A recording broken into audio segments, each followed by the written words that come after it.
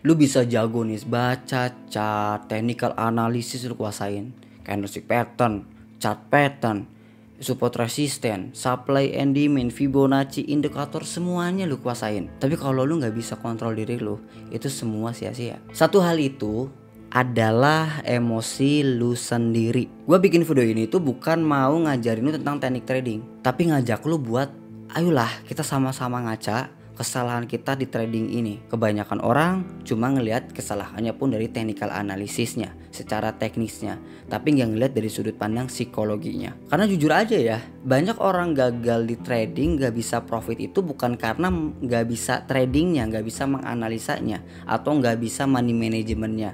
Tapi yang mereka nggak bisa adalah kontrol dirinya. Jadi kepala sama hati mereka itu panas. Mereka nggak bisa untuk ngedinginin, untuk meredam semua emosi-emosi yang bakal mengganggu psikologi mereka di trading. Buat yang belum kenal, dan pasti banyak yang belum kenal, perkenalkan, nama gue Tony.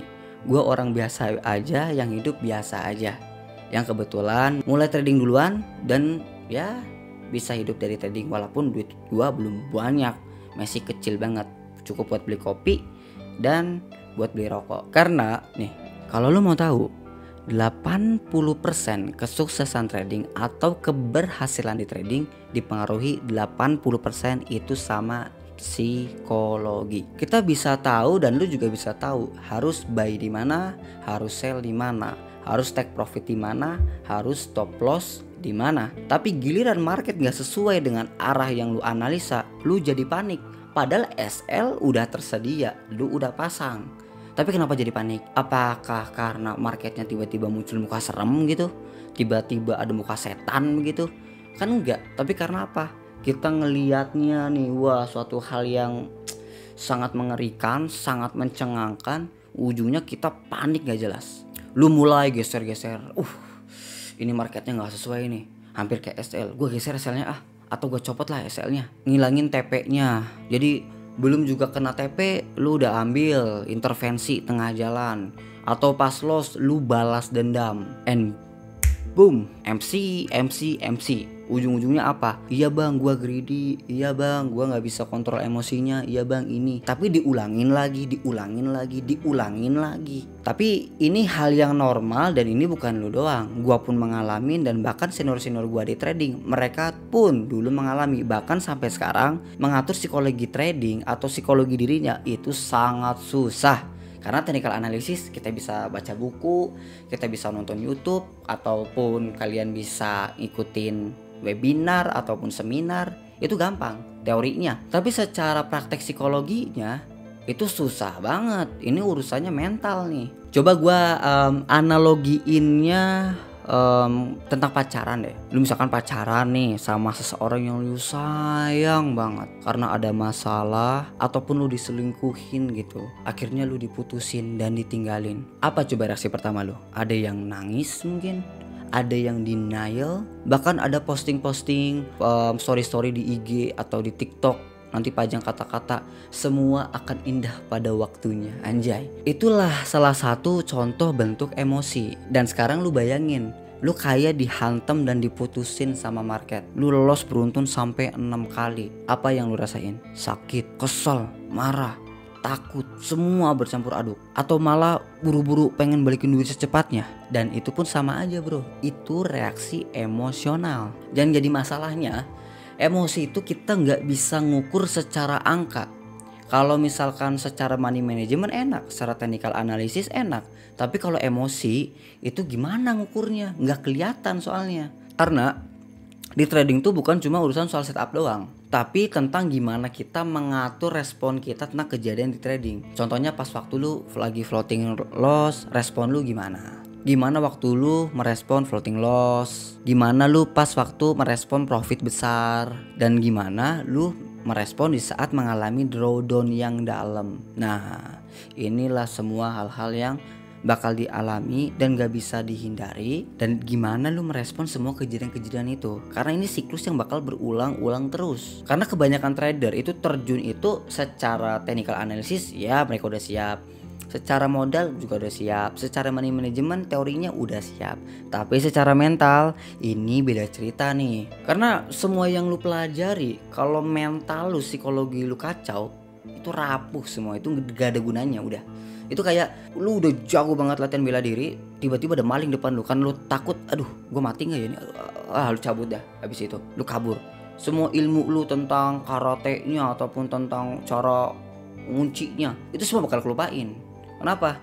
Karena untuk kita melakukan sesuatunya, merespon sesuatunya, actionnya, itu urusannya mental. Mental ngaruhnya ke psikologi.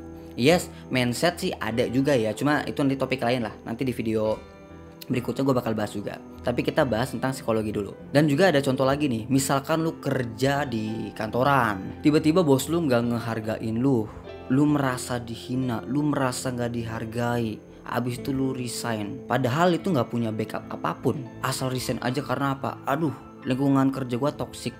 Itu kan yang dialami sama para angkatan Gen Z ini.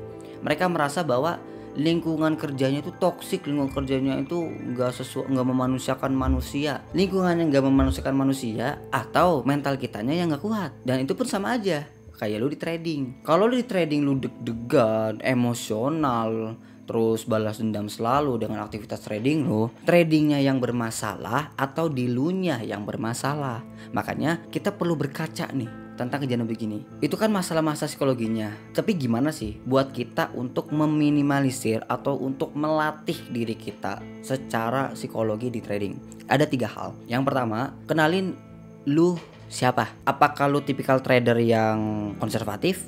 Apakah lu tipikal trader yang agresif?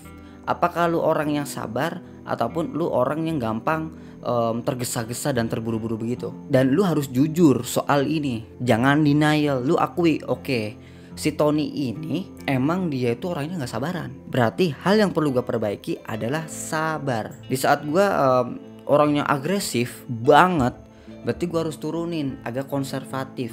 Biar apa? Biar lebih ke kontrol.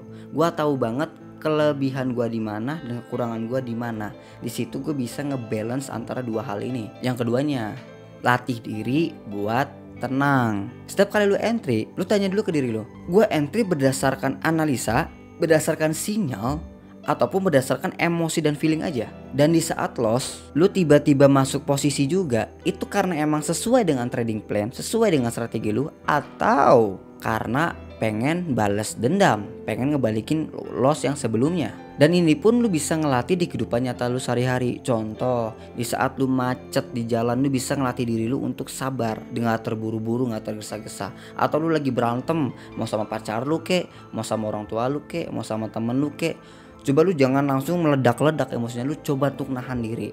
Di saat lu bisa nahan diri di kehidupan sehari-hari, at least lu diingatkan untuk oke, kalau gua mengalami ini, gua jangan terbawa emosi yang meledak-ledak banget. Gua tahan diri dulu, gua tenangin diri dulu, oke, berpikir jernih, barulah di situ lu lakuin aktivitas atau tindakan apa yang harus lakuin berikutnya. Dan yang ketiganya, lu harus punya refleksi diri. Lu harus journaling tradingan lu. Lu harus catat tradingan lu. Kayak di private, kita selalu catat tradingan kita.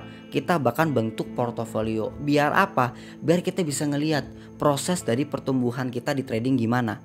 Jadi kita nggak sembarangan bakal masuk posisi atau keluar posisi kalau nggak sesuai dengan trading plan awal. Karena urusannya yang kita lihat adalah secara portofolio. Karena nanti tergambar orang yang resikonya agresif bakal dua-duanya agresif. Orang yang resikonya konservatif akan resikonya lebih kecil. Dan orang yang masuk keluar asal-asalan bakal kelihat close posisinya apakah intervensi atau sesuai dengan trading plan awal, kena TP ataupun kena SL yang udah di set up. Karena kalau kita bisa melatih diri kita untuk sabar dalam kehidupan sehari-hari, kita melatih sabar untuk di market, secara nggak langsung di kegiatan-kegiatan lain pun itu akan terbawa. Karena ini urusannya psikologi adalah habit di sini, karena udah menjadi kebiasaan. Cuma nggak gampang, nggak segampang itu juga, nggak butuh habit ya. Tapi ini bisa dilatih. Dan satu hal yang gue yakin, kalau lu serius lu bukan akan tumbuh juga sebagai trader, tapi lu akan tumbuh juga sebagai manusia. Karena begini, teorinya loss oke, kita terimain. Tapi untuk menerimakan loss itu butuh kedewasaan. Dalam hidup ada gagal ada berhasil. Kalau gagal ya emang bagian dari hidup teorinya. Tapi untuk menerimakan kegagalan itu butuh kedewasaan diri. Karena banyak orang yang stres di saat loss atau stres di saat gagal apapun yang mereka lakuin. Stres karena gagalnya atau mereka karena stres gak bisa kontrol dirinya. Ini dua hal yang berbeda nih. Ini suatu hal yang apa kejadiannya, apa responnya. Dan respon di sini untuk menerimakan kegagalan adalah bagian dari hidup. Loss adalah bagian dari trading. Ini bukan cuma kecerdasan IQ doang, tapi kecerdasan emosional. Ini masuknya ke EQ. Dan EQ di sini adalah melatih diri kita untuk menjadi manusia yang lebih dewasa di sini. Dan kedewasaan itu dilatih dengan melalui proses-proses susah ini. Dan banyak orang kenapa 90% trader gagal di forex, di trading ini mereka gagal. Gagal karena tradingnya susah atau diri merekanya yang menghambat dari proses mereka sendiri. Jadi kalau lu pengen belajar trading, ya belajar trading belajar aja. Tapi jangan lupa untuk mempelajari siapa diri lu dan untuk mengembangkan siapa diri lu. Bukan secara intelektual doang, tapi secara emosionalnya juga. Jadi gua harap dengan ada informasi kayak begini, ini bisa mengingatkan lu. Bukan maksud gua pengen ngajarin lu, enggak. Karena kita sesama trader, karena kita sama manusia, kan gak ada salahnya untuk kita saling mengingatkan. Toh kalau ada pembahasan gua yang salah, lu bisa komen dan perbaiki. Ton, lu salahnya di bagian ini, coba perbaiki di bagian ininya. Itu bisa kasih insight ke gua dan itu gua berterima kasih banget. Dan terima kasih nih yang udah nonton videonya sampai akhir.